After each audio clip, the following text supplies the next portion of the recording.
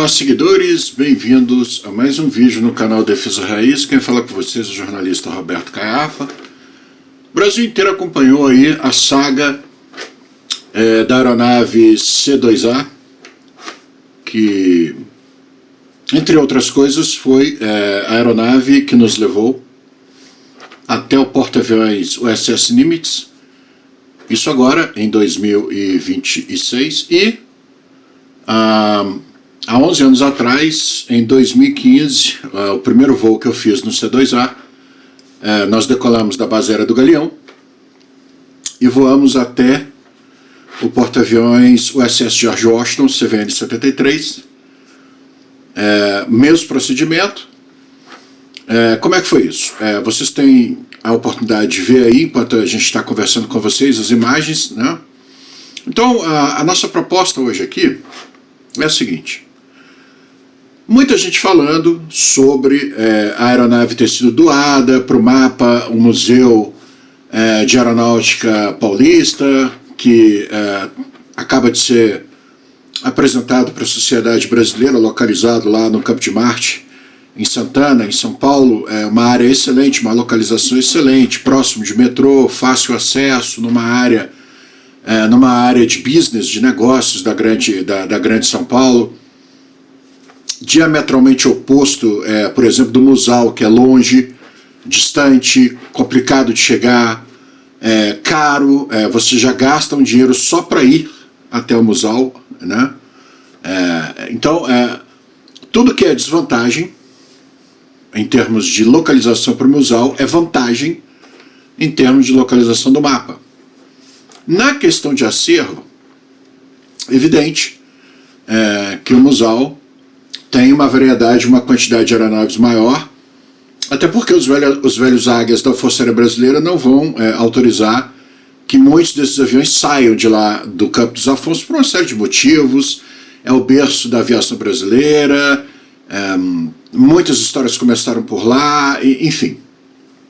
Mas, ao mesmo tempo, o MAPA recebe uma quantidade apreciável de aeronaves históricas de grande significado histórico, oriundas do espólio do antigo Museu Asas de um Sonho da TAM. Então, o MAPA, por exemplo, tem um caça Messerschmitt Me-109, tropicalizado, a versão voada na África do Norte, por um dos maiores pilotos de caça que a Alemanha teve na Segunda Guerra Mundial, Hans-Joachim Marsil. Você tem no acervo do antigo Museu Asas de um Sonho da TAM um F-4U Corsair, fabricado pela Goodyear. Você tem nesse acervo um MiG-15 bis, ex-Força Aérea Egípcia, se não me engano. Enfim, você já tinha um reforço muito interessante de aeronaves para o acervo do MAPA. E sabe-se lá qual foi a lábia, sabe-se lá qual foi a ideia, mas o fato é que uma sucessão de acontecimentos determinaram que um C-2A Greyhound, que nós voamos um modelo idêntico, do mesmo esquadrão. Quando do nosso voo para o USS Nimitz, inclusive, esse avião que hoje vai ficar aqui no Brasil voou conosco para o Nimitz, foram 2 aeronaves voando no dia da missão.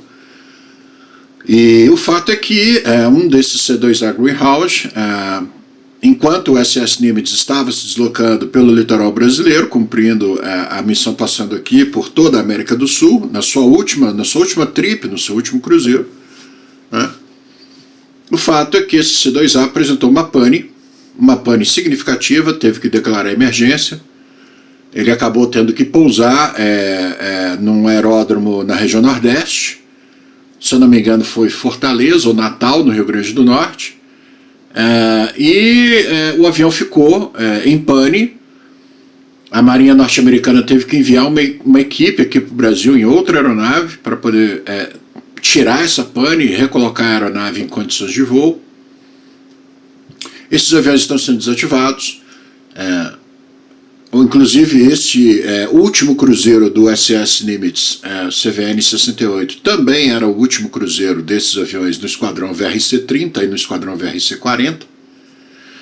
E por conta disso foi tomada a decisão, e aí que entra o comentário de sábio quem teve a lábia de sugerir essa ideia, né? Foi tomada a decisão de doar essa aeronave para a Força Aérea Brasileira, para que a Força Aérea Brasileira pudesse colocá-la em exposição no mapa lá no Campo de Marte, em São Paulo.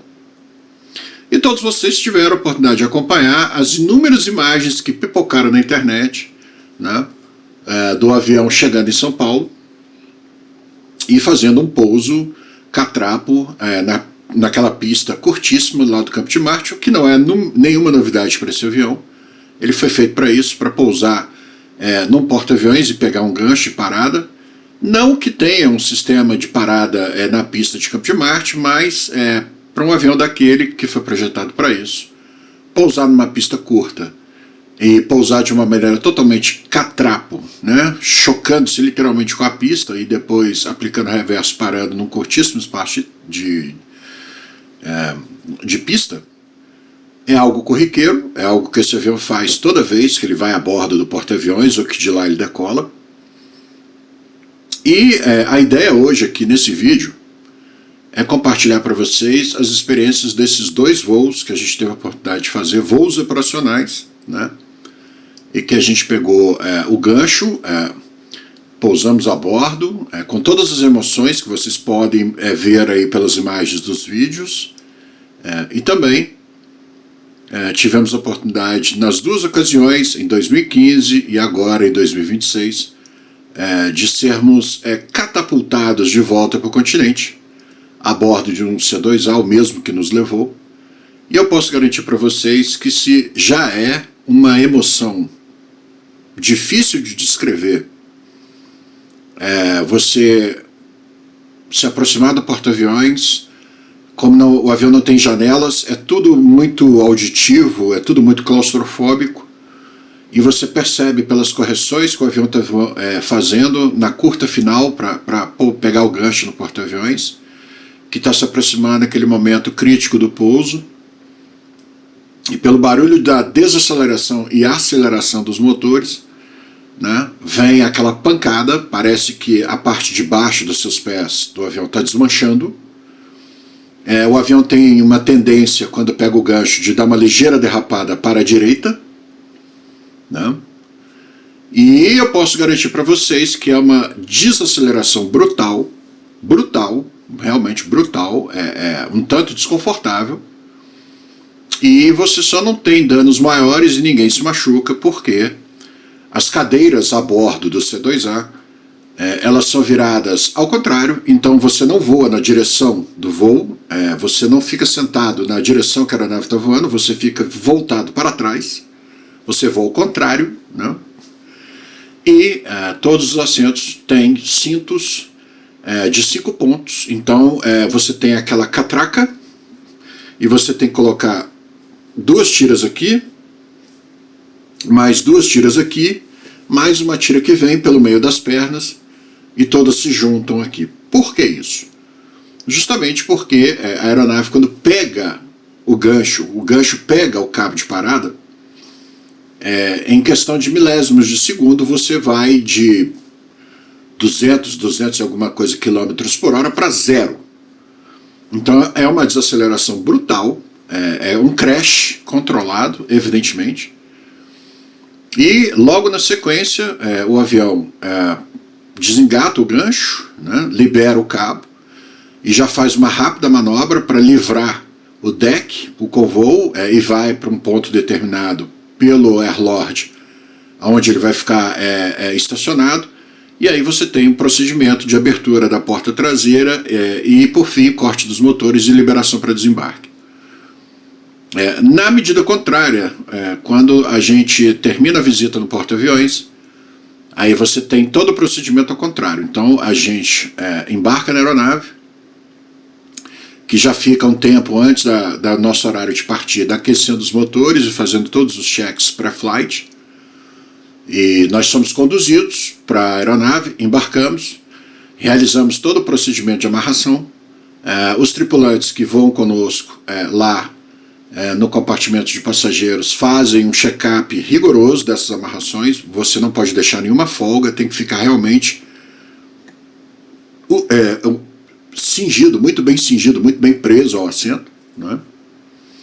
E o procedimento padrão dos tripulantes, quando você está na iminência da catapulta ser acionada, os dois tripulantes sentados na primeira fileira de assentos, a mais próxima da rampa que se abre, a rampa de carga, eles batem com as mãos na lateral do banco, né? E depois eles levantam as mãos e giram as mãos acima da cabeça. Esse sinal é um sinal convencionado, quer dizer, vamos ser catapultados. Brace, brace, brace for impact. Né? Na teoria, o correto é você fazer isso aqui, né? Você junta aqui, fica colado no assento e espera a porrada. Lógico, as 2 vezes eu não fiz isso. Eu fiquei com o meu equipamento para poder filmar, né? Tanto no pouso, é recomendado que a gente não faça, mas eu não vou perder essa imagem de jeito nenhum. E também na catapultagem, a gente fez esse procedimento. E o que eu posso dizer para vocês é que, da mesma maneira que no pouso você tem uma desaceleração brutal, na catapultagem também você tem uma aceleração brutal. Então, em menos de 2 segundos, o avião sai de 0 km para mais de 260, 280 km por hora, né? E funciona mais ou menos assim, como vocês vão ver nas imagens. A sensação é como se uma mão gigante pegasse o avião pela cauda, colocasse num estilingue, num bodoque, puxasse para trás e depois soltasse, tipo um Usain Bolt. E você tem aqueles 3, 4, 5 segundos que você escuta um estampido, né, que é a catapulta correndo pelo deck.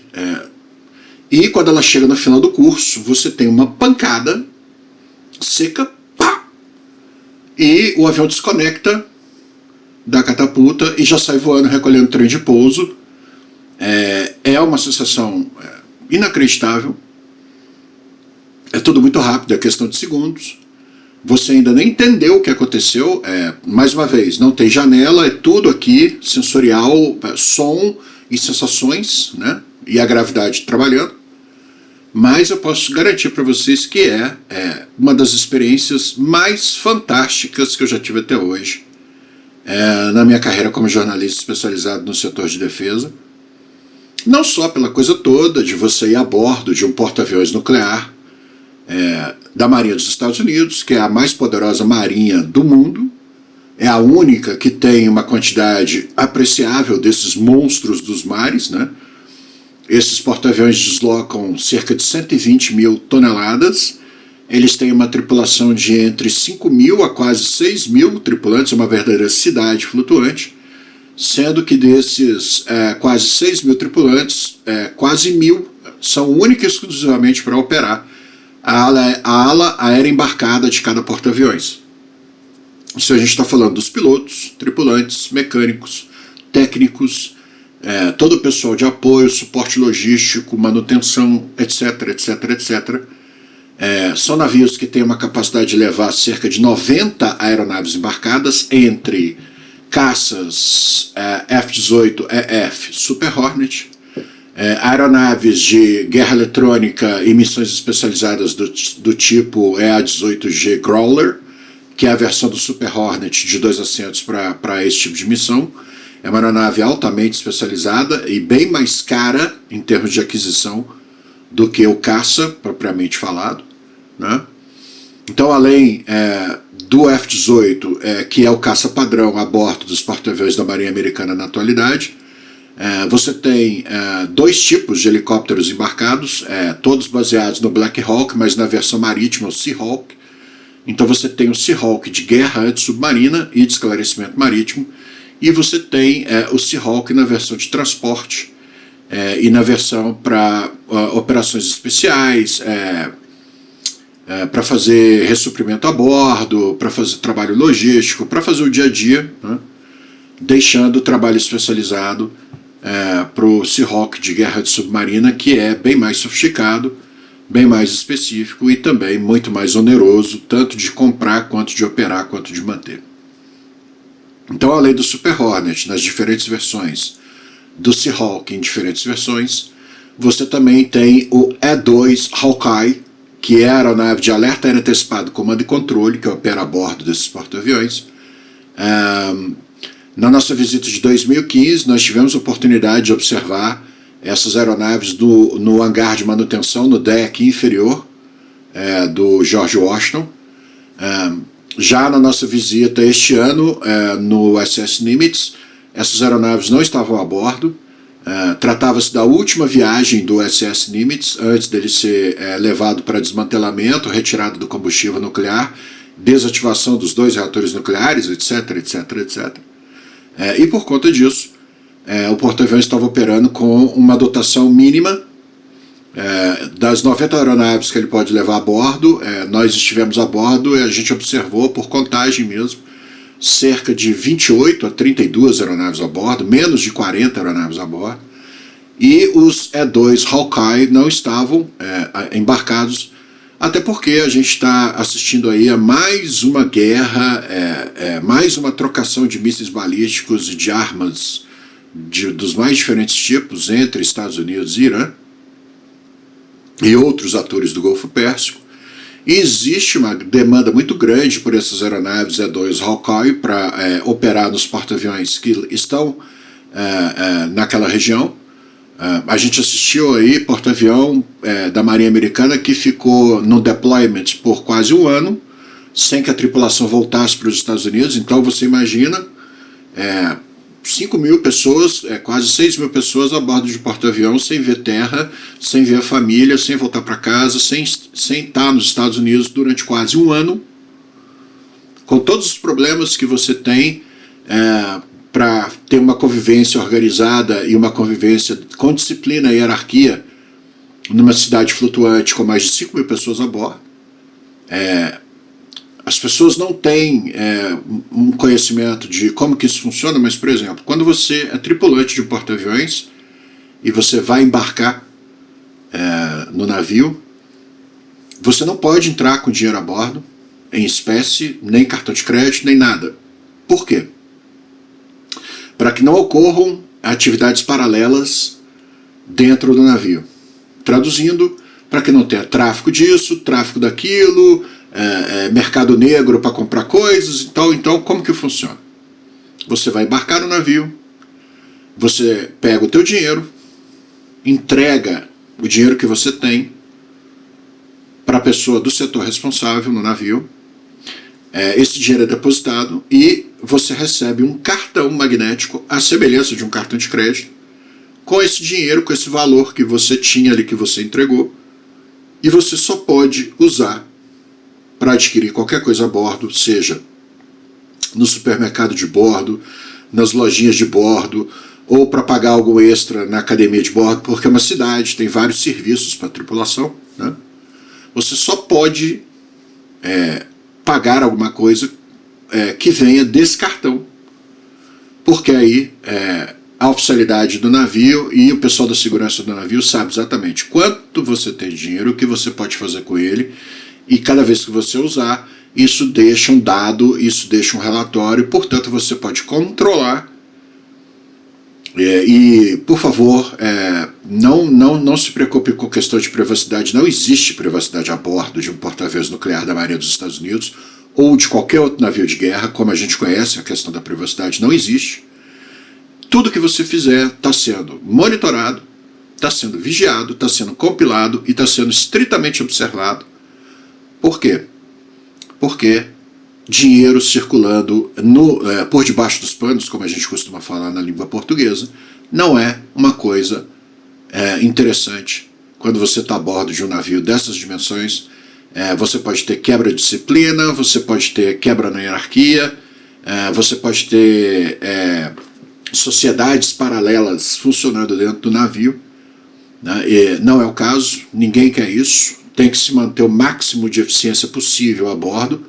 E numa cidade tão grande, com tantas pessoas, pode acontecer de você ficar anos a bordo do navio, participar de diversas comissões e você não conhece outras pessoas que também estão há anos a bordo do navio trabalhando em outras áreas, porque é tão grande, o navio é tão gigantesco, que não dá para todo mundo a bordo se conhecer. E justamente por isso, isso traz desafios de segurança enormes. Então você tem uma military police a bordo, você tem uma polícia mesmo, você tem uma polícia a bordo para vigiar isso, para controlar isso, para manter a questão da hierarquia da disciplina. É muita gente envolvida, são dezenas e dezenas e dezenas de atividades que têm que ser executadas e desenvolvidas diariamente, e foi para essa verdadeira cidade flutuante com 2 reatores nucleares que nós tivemos a oportunidade de voar em 2015, aí no caso o CVN-73, o George Washington, né? E agora, em 2026, o CVN-68, o USS Nimitz. O nosso cavalo de batalha para nos levar até os porta-aviões e nos trazer de volta para o continente foi justamente o C-2A Greyhound, esse avião fantástico. E é muito importante observar o seguinte, especialmente no caso do CVN-68, o USS Nimitz, ele é, até ele ser desmantelado definitivamente, ele é o mais antigo porta-aviões nuclear em operação no mundo. Ele já tem 51 para 52 anos de idade. O combustível nuclear dele precisa ser recarregado a cada 25 anos, ele pode fazer 2 recargas. E ele já fez essas 2 recargas. A primeira carga, quando ele foi lançado, né? E a segunda e última recarga, quando ele completou 25 anos de operação. O porta-aviões volta para os Estados Unidos, ele é docado e passa por todo um processo de retrofit, atualização de sensores, atualização de equipamentos, troca de equipamentos que ficaram obsoletos durante o tempo de vida útil, né? E assim, depois de 3 anos mais ou menos de trabalhos intensos, o porta-aviões tem o seu combustível nuclear recarregado, trocado, pilha nova, e aí ele pode navegar mais 25 anos sem precisar de nenhum tipo de reabastecimento em termos de propulsão. O que você tem que reabastecer no porta-aviões? Combustível de aviação, lubrificantes, diversos outros líquidos que são utilizados a bordo por uma série de funções, mas você não tem a menor preocupação com combustível para o porta-aviões poder navegar. O combustível dele é o combustível atômico nuclear, né? E isso tem capacidade para manter o navio funcionando e gerando velocidade e funcionando de uma maneira muito, muito eficaz durante 25 anos cada carga. Isso realmente é uma das maravilhas da engenharia e é fantástico e ao mesmo tempo assustador quando você percebe o grau de tecnologia envolvida, que em meados da década de 60, os americanos não só já tinham uma experiência com porta-aviões absolutamente inacreditável, considerando tudo que eles passaram na Segunda Guerra Mundial, na Guerra da Coreia, na Guerra do Vietnã, em outros teatros onde os porta-aviões foram utilizados. E, em plena década de 60, o governo americano gastando os tubos de dinheiro com a corrida espacial, a ida do homem à Lua, as missões Apollo, os foguetes Saturno, o início do desenvolvimento do que viria a ser futuramente o K-Hole 11, o QH-11, que a gente conhece a versão civil como Hubble, um telescópio, mas que na verdade é uma perfeita cobertura para satélites de observação da Terra de altíssima resolução. Imagine você um satélite que foi feito para enxergar galáxias distantes a não sei quantos anos-luz de distância e tirar fotos perfeitas dessas galáxias. Se você pega esse satélite, ao invés de apontar ele para fora, você aponta ele para a Terra, você vai conseguir fotografar até a meleca saindo do nariz de um cara na janela do 3º andar no Kremlin. Online, digitalmente, com tudo que ele está vendo sendo enviado para a Terra, para ser tratado, tudo mais.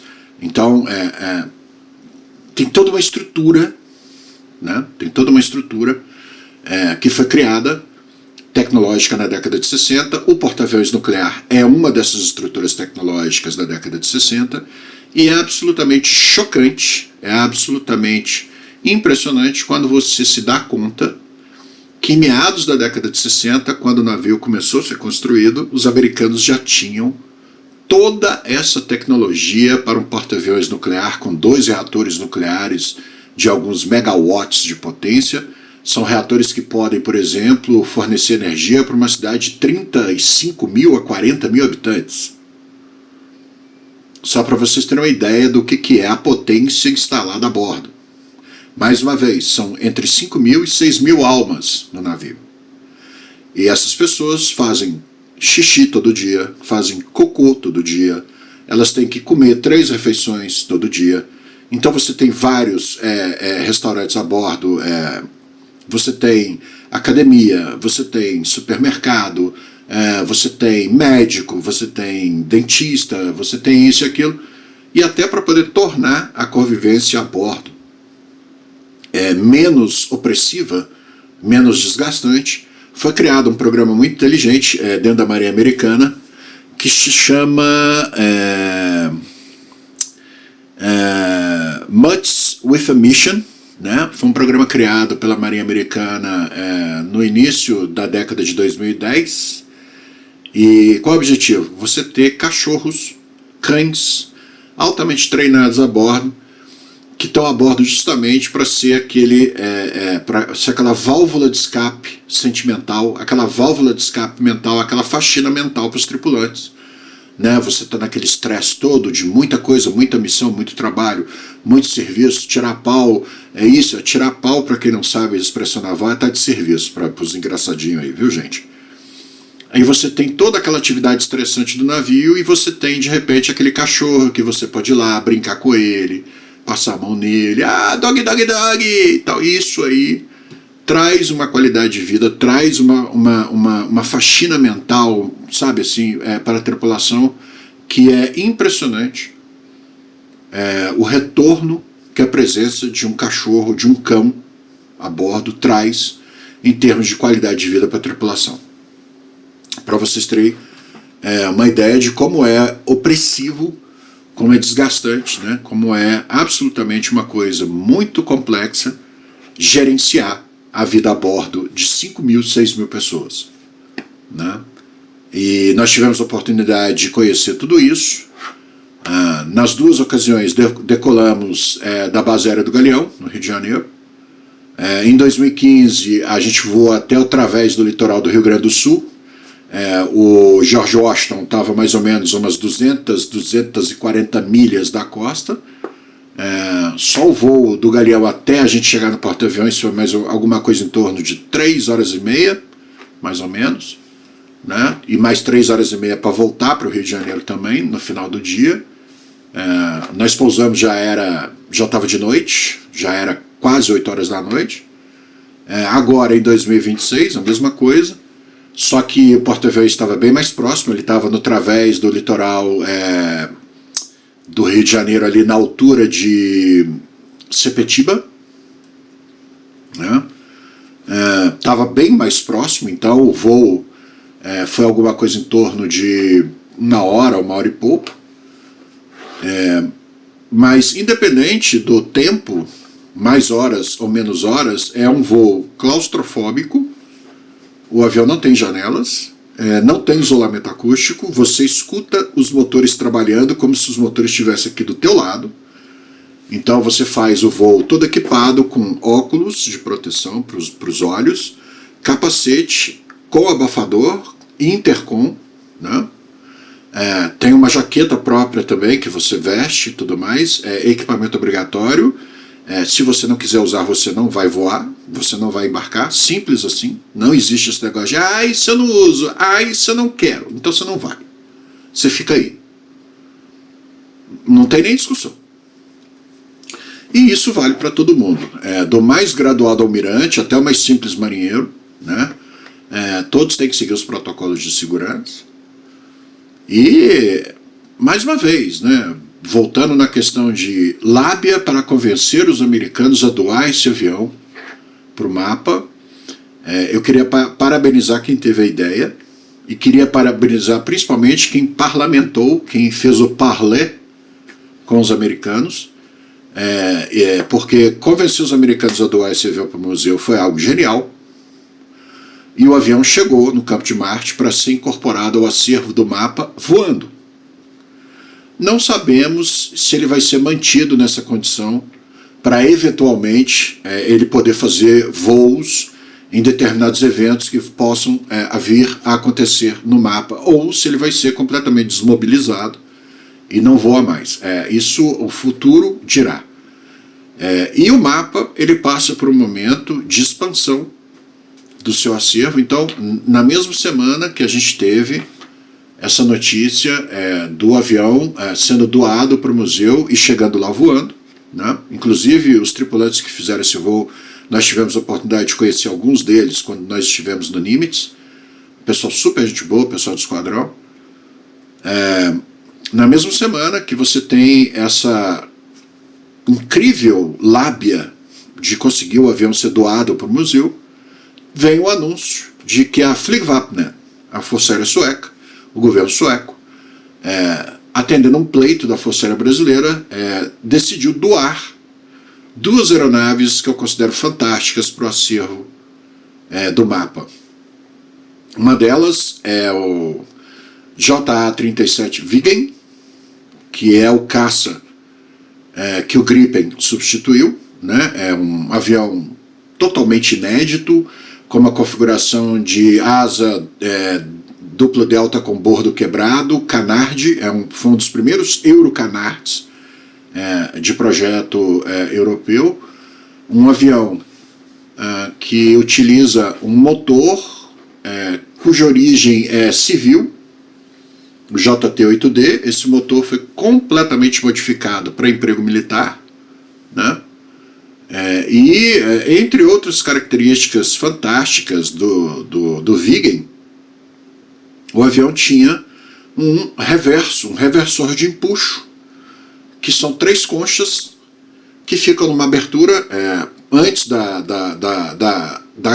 tubeira de exaustão do motor, na cauda, e quando os trens de pouso principais tocavam a pista, essas conchas se fechavam e essas fendas na fuselagem da aeronave se abriam e todo o fluxo de exaustão do motor, ao invés de sair pela tubeira, esse fluxo era revertido na direção contrária à direção do avião, ou seja, o motor passa a atuar como um poderoso freio para diminuir a velocidade da aeronave no solo, para que ela pare no menor espaço de distância possível. Por que isso?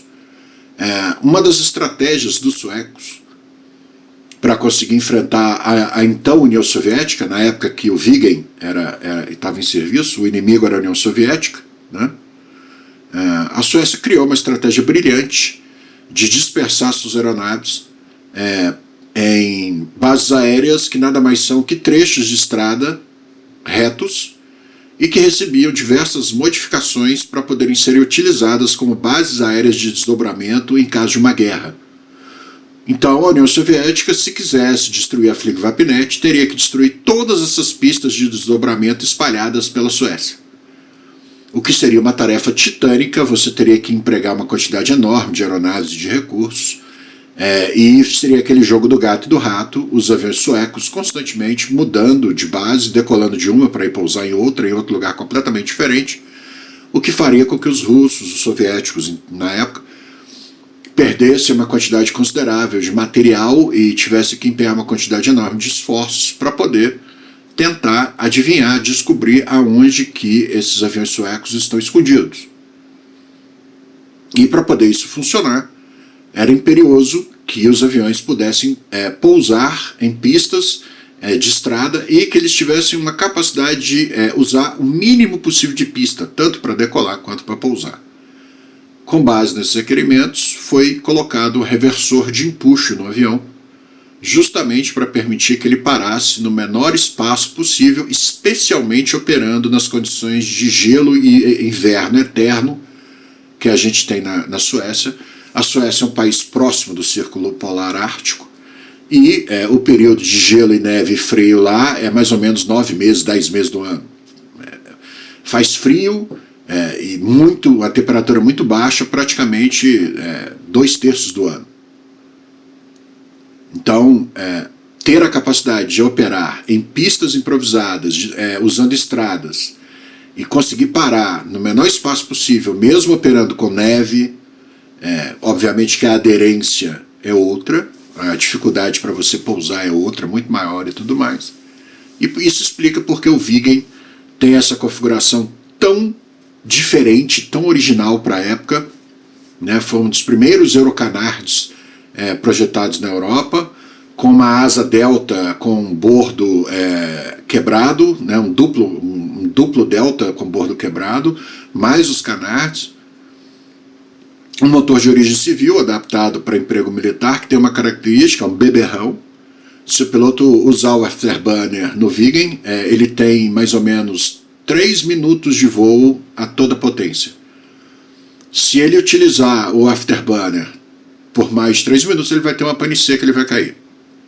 Então o uso do pós-combustor no Viggen tem que ser uma coisa muito regrada pelo piloto. Ele vai fazer isso em condições muito específicas durante o combate, durante as missões, porque se ele empolgar, ele vai ficar sem combustível. E não é uma boa ideia você ficar sem combustível em pleno combate. Essa é uma característica interessante que esse avião tinha. E o avião que existia antes dele na Suécia, tecnologicamente também revolucionário, que é o Draken. O Viggen substituiu o Draken. E o Draken também é outro exemplo de como os suecos estavam na vanguarda dos projetos aeronáuticos. O Draken foi um avião que começou a ser desenvolvido na década de 50, logo ali no início dos anos 50, e enquanto você só tinha plataformas aerodinâmicas supersônicas sendo desenvolvidas nos Estados Unidos, a única aeronave que apresentou uma performance capaz de se equiparar com as aeronaves americanas em desenvolvimento naquela época, que viriam a ser os caças da série Century, né? F-100 Super Sabre, F-101, Voodoo, F-102, o F-104 Starfighter, o F-105 Thunder Chief e por aí vai. Todos esses citados aeronaves supersônicas, né? E a Suécia, utilizando um motor britânico, o Rolls-Royce Avon, se eu não me engano, Avon, não sei até hoje a pronúncia correta, muito modificado, e com um projeto aerodinâmico fantástico, totalmente inédito para a época, mais uma vez com uma asa de duplo delta bordo quebrado, e entradas de ar totalmente originais, como se fossem duas grandes Lerks que terminam em duas entradas de ar ovais que são geminadas com o nariz da fuselagem do avião. Os suecos conseguiram desenvolver uma aeronave de caça supersônica extremamente manobrável, extremamente eficiente, equipada com canhões Aden de 30 mm nas asas, capaz de transportar mísseis Sidewinder, capaz de transportar mísseis do tipo Sparrow, do tipo Skyflash, que era uma versão bem mais sofisticada do Sparrow, produzida na Europa na época. E esse avião revolucionou o desenho e a aerodinâmica de aeronaves de caça. Nem os americanos tinham algo tão sofisticado na época que o Draken surgiu. Esse avião ganhou inúmeros prêmios por inovação aeronáutica, novo design, novo isso, novo aquilo. E tanto o Viggen quanto o Draken, desculpem por isso, tanto o Viggen quanto o Draken eram aviões que estavam integrados ao sistema de defesa aeroespacial sueco, que na época se chamava Stril 60, da época que ele surgiu, final dos anos 50 e início da década de 60, que foi o primeiro sistema data link operacional na história das aviações militares no mundo. Era um sistema extremamente eficiente, que conectava todos os sistemas da FligVapNet, conectava também tropas em terra, conectava também a marinha sueca operando no litoral. Enfim, você tinha como coordenar em tempo real todas as forças suecas de terra mar e ar através do Strio 60, que era extremamente sofisticado, e que era um sistema tão avançado para a época, era um data link tão sofisticado para a época, que ele era apresentado no painel do Draken e no painel do Vigen de uma maneira totalmente disfarçada, né? Então, um observador estrangeiro que conseguisse olhar para o cockpit do Draken ou para o cockpit do Vigen, ele ia ver alguns instrumentos que pareciam coisa de comunicação, rádio, né? Você tinha mostradores verticais com uma série de gradações, com uma série de controles deslizantes e algumas janelinhas cligonantes que vão alternando informações, igual aqueles antigos quadros de aviso de voo de aeroporto, que fazia aquele quando mudava. Quem pegou essa época sabe o que eu estou falando. Hoje é tudo digital, hoje é tudo TV, enfim.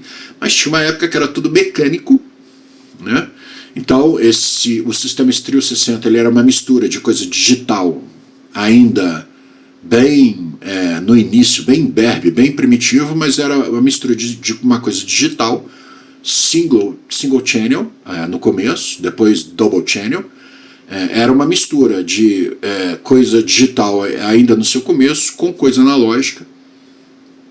E como era extremamente secreto, e como esse sistema trazia uma vantagem militar muito grande para a Suécia, porque era um país pequeno que tinha que enfrentar um verdadeiro Leviatã, que era a União das Repúblicas Socialistas Soviéticas, né? E tá ali, é fronteira, oi, tudo bem? Não tá bem. O que os suecos fizeram? Eles bolaram um jeito de esconder o Strio 60 no cockpit desses aviões, e qualquer um que olhasse no cockpit do avião, ele relataria que ele viu um tipo de rádio que ele não conhecia. Aquilo não era um rádio, aquilo era o Strio 60 disfarçado de um sistema de comunicações comum, né, e que só os pilotos da FligVapNet sabiam operar aquilo, sabiam o que aquilo queria dizer, e só eles sabiam o que as mensagens que eles recebiam queria dizer. Você tinha várias mensagens codificadas para vários tipos de situações, para vários tipos de missões, ou para vários tipos de acontecimentos ou desdobramentos de missão que poderiam acontecer. E o Strio 60 já era tão avançado que ele pouco usava voz. As aeronaves compartilhavam dados via rádio, via transmissão encriptada com salto de frequência, uma série de novas tecnologias fantásticas, né? E o Strio 60, depois ele evoluiu para o Strio 90, e aí quem entra para poder ser a peça principal do Strio 90 e a partir dos anos 90 substitui o Vigen e o Draken, o Gripen, né?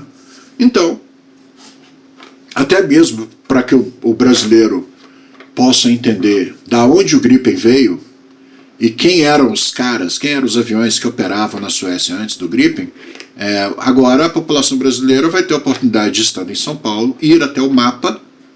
E lá no mapa, além de você conhecer várias aeronaves de diferentes períodos históricos, Segunda Guerra Mundial, pós-Segunda Guerra Mundial, Guerra da Coreia, Vietnã, Guerra dos 6 Dias, Guerra de Atrito, Yom Kippur, Paz para a Galileia, as guerras no Oriente Médio, enfim. Você tem uma série de aeronaves representativas de todos esses períodos históricos, né? E agora também o mapa recebe um acréscimo inédito em termos de América do Sul, que adicionar na sua frota esses 2 caças de origem sueca absolutamente up-to-date, absolutamente à frente do seu tempo, especialmente o Draken, quando ele surgiu, foi o impacto, foi um tapa na cara dos engenheiros aeroespaciais norte-americanos, mal acostumados em falar mal da capacidade dos seus pares russos ou soviéticos, né, com projetos bem diferentes, bem primitivos ainda, e no meio disso tudo surgem os suecos com uma escola de engenharia aeroespacial avançadíssima, com inovações aerodinâmicas totalmente inéditas, porque os requerimentos deles também eram inéditos. Eles tinham que lutar uma guerra onde eles eram Davi e a União Soviética era Golias. E a funda que Davi usaria para poder derrotar Golias seria o Strio 60, funcionando junto desses aviões. Primeiro o Draken e depois o Vigen. O Viggen, entre outras coisas, ele foi tão inovador quando ele surgiu, que ele foi o primeiro avião a ter a capacidade de trocar de missão, fazendo reabastecimento, hot refueling. Acabou de pousar, voltando de uma missão de caça, e aí a próxima missão que ele teria que decolar seria uma missão de ataque ao solo. Então seriam colocadas bombas no avião, né? E você precisava mudar alguns parâmetros de missão e precisava colocar alguns dados para a missão que seria voada de ataque ao solo. O que a tripulação de solo fazia? Eles tinham uns cassetes, umas fitas, uns tapes, uns cartuchos, acho que a melhor palavra seria cartucho. Quem pegou a Atari aí, né?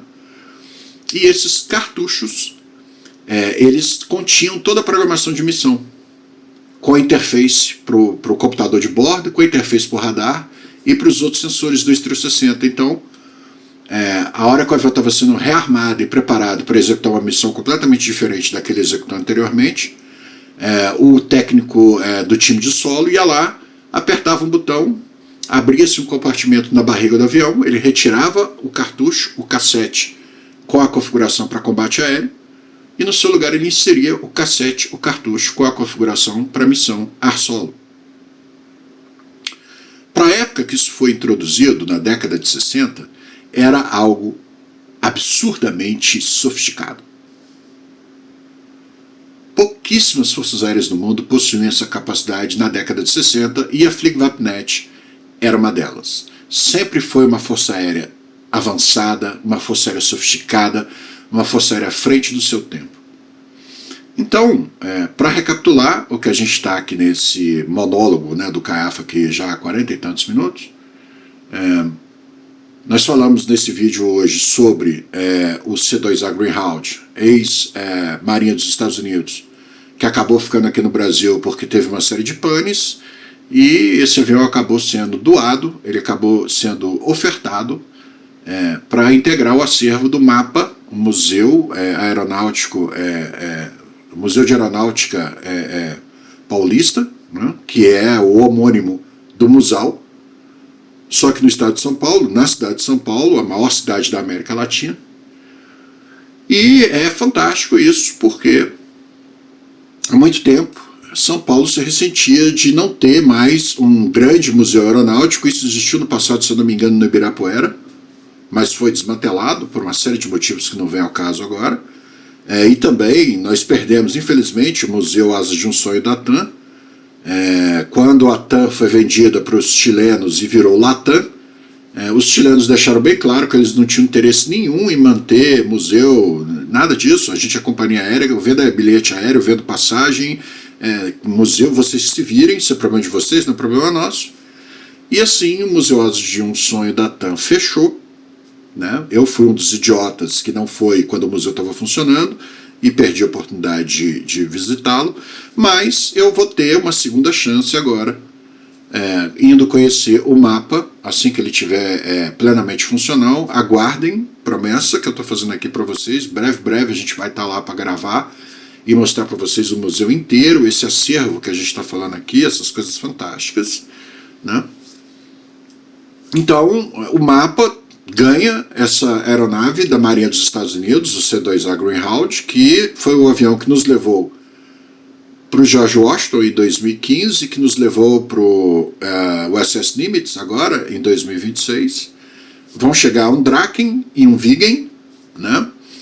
E existem outras aeronaves muito interessantes no acervo do MAPA.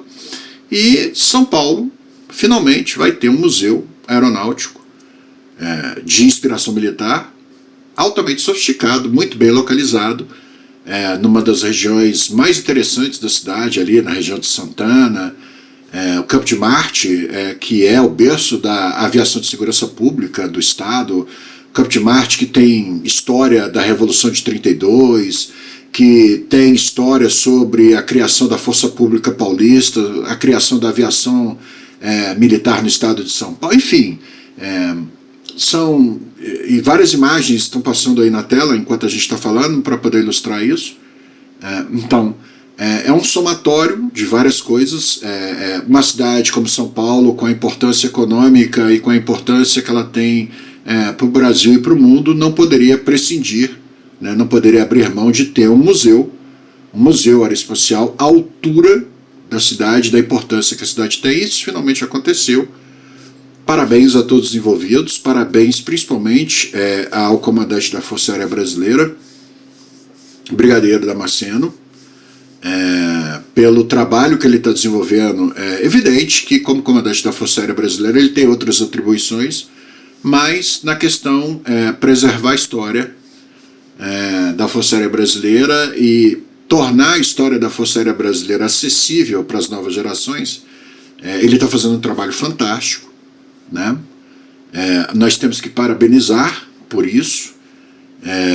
E lá é mais um local onde a gente vai poder falar sobre Alberto Santos Dumont, o inventor do avião. Irmãos Wright, a conversa fiada de americano. So sorry about this, but wrong Wright. No flying, no flyer. Please shut the fuck up. Então, o inventor do avião é Santos Dumont. Santos Dumont está muito bem representado lá também. Nós temos uma das réplicas do 14 bis do Calaça, que está em exibição lá no mapa também. Nós temos aeronaves da Segunda Guerra Mundial, nós temos aeronaves dos períodos históricos da década de 50, 60, 70, 80, 90, até os anos 2000, e é isso. No vídeo de hoje, a gente mostrou para vocês o que é o C2A Greyhound, que tipo de missão que ele cumpre. A missão que ele cumpre é a chamada COD, Carrier On Board Delivery, ou seja, ele é o carrinho de mão, ele é o carrinho de supermercado, ele é o transportador, o carregador de piano, que levam cargas especiais, que levam suprimentos especiais e que levam pessoas, recompletamento de tripulações de terra para os porta-aviões e dos porta-aviões para a terra, ou para outro porta-aviões.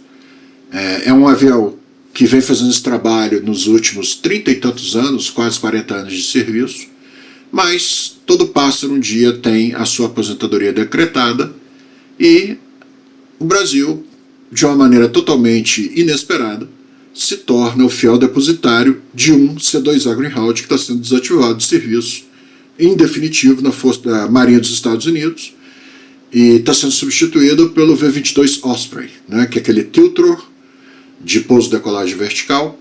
É uma aeronave muito, muito, muito sofisticada e que tem uma capacidade de transporte, acho que maior inclusive que o C2A, mas independente de qualquer coisa, o avião cumpriu muito bem as suas missões, cumpriu muito bem o seu papel enquanto esteve em serviço. E eu posso dizer isso com muito orgulho. Eu sou um dos pouquíssimos civis, né, aqui na América Latina, como jornalista especializado, que teve o privilégio de voar nesse avião e de pegar o cabo número 3, tanto do SS George Washington, o CVN-73, quanto o SS Nimitz, CVN-68, em duas ocasiões distintas, em 2015 e em 2026.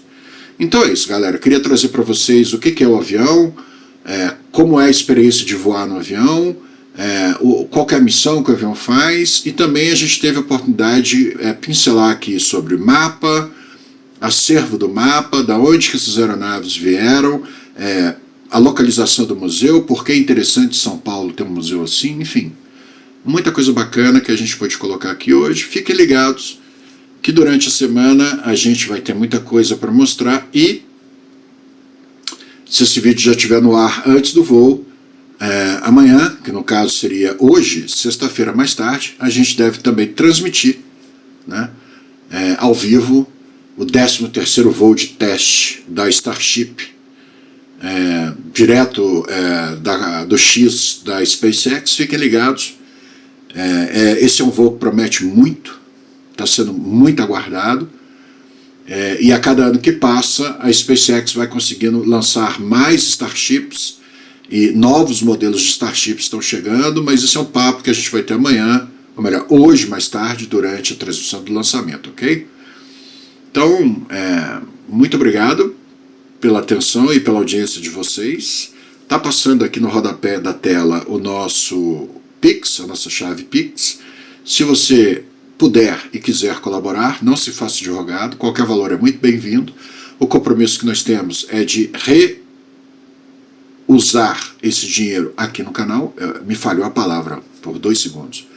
E eu queria agradecer muito a todos aqueles que têm colaborado desde que nós voltamos no ar aqui no YouTube. Nós não monetizamos ainda, tá?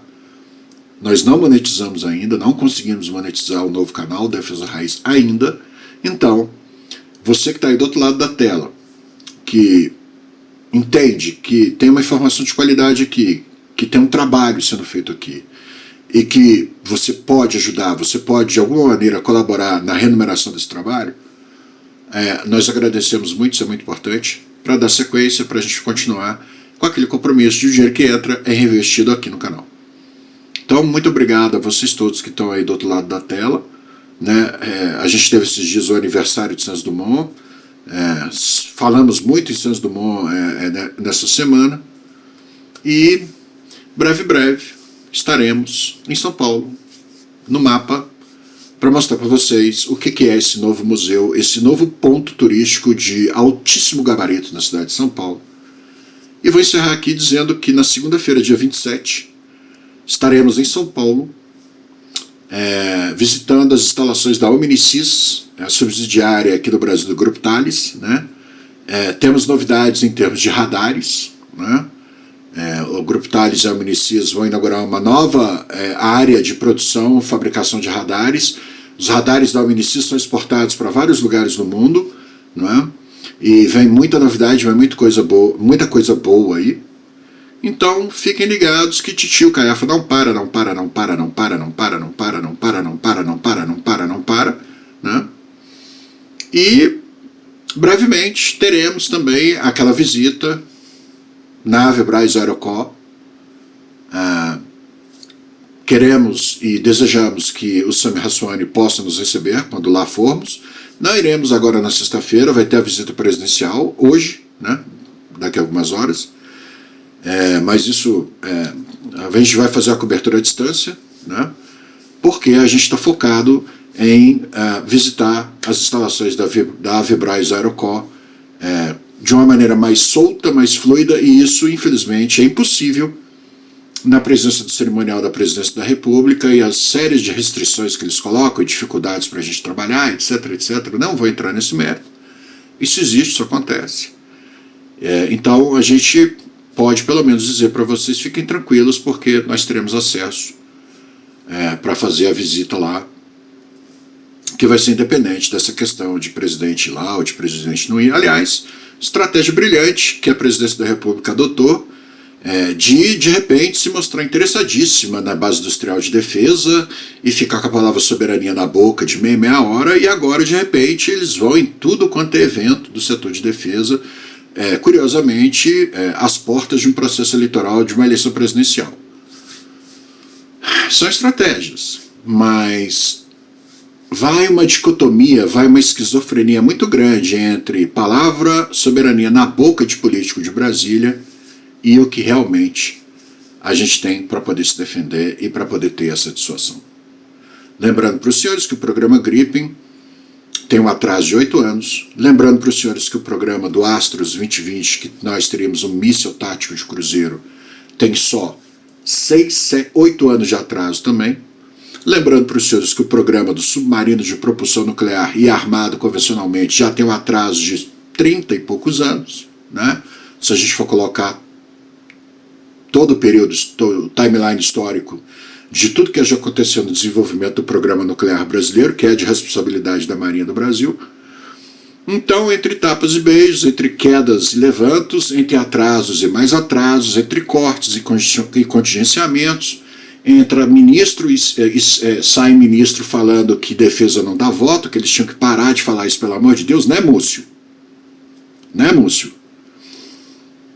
Entre todas essas coisas que acontecem, mesmo com toda essa problemática que a gente ainda não encontrou uma solucionática da maravilha, né, a gente continua lutando, e mesmo com tudo isso jogando contra, a gente ainda consegue ter uma capacidade militar bastante crível, bastante interessante, deficitária em muitas coisas, nós sabemos disso, mas o Brasil é grande demais para que a gente seja incompetente o tanto que nós temos sido em alguns aspectos.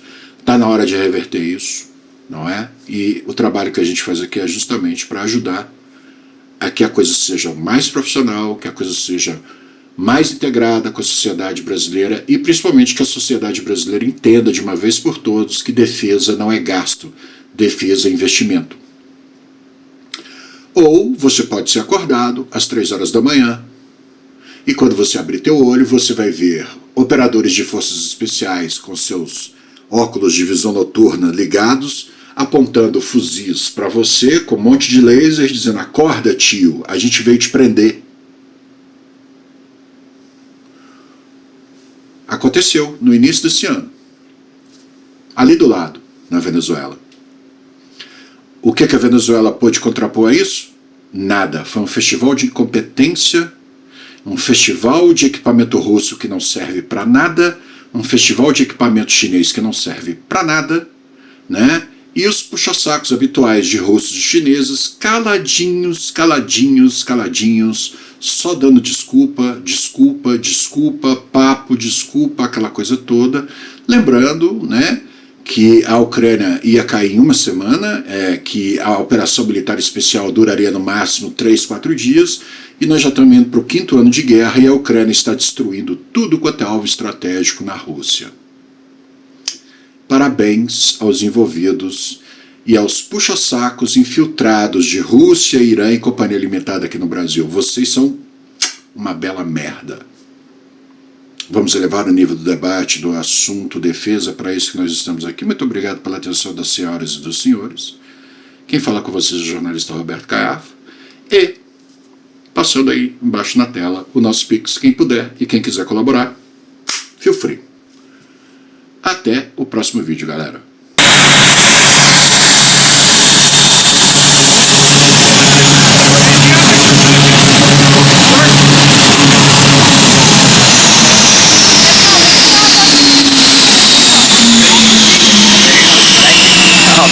Thank you.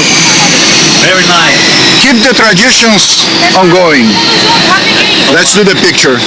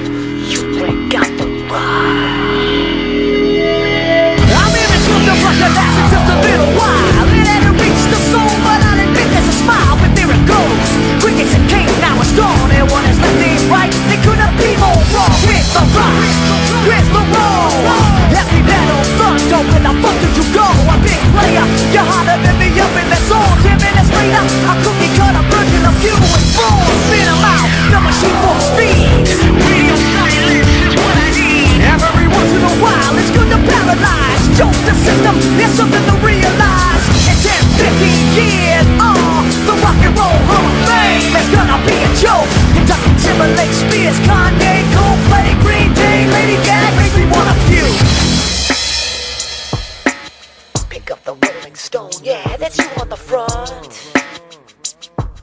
You got a gold mic in your hand, but you ain't got the run.